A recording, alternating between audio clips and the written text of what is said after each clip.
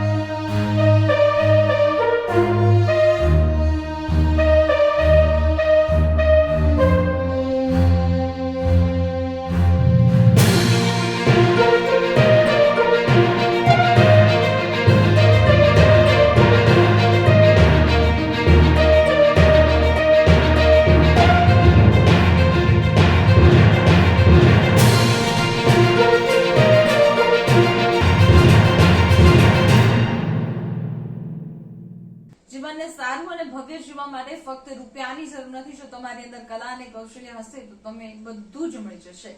આવા સદવિચાર સાથે બધા સ્વસ્થ રહો, સુરક્ષિત રહો. તેમજ તમારા શહેરના સમાચારો તથા તમારા બિઝનેસની જાહેરાત આ ન્યૂઝ ચેનલ પર મૂકવા માટે સ્ક્રીન પર બધા નંબર પર સંપર્ક કરી શકો છો. તેમજ આ ચેનલને લાઈક કરો, શેર કરો અને સબસ્ક્રાઇબ કરવાનું ભૂલશો નહીં, જેથી નવા સમાચારો તમારા સુધી ઝડપથી પહોંચી શકે. હવે સમય થયો છે વિદાયનો. નવા સમાચારો સાથે ફરી મળીએ. નમસ્કાર.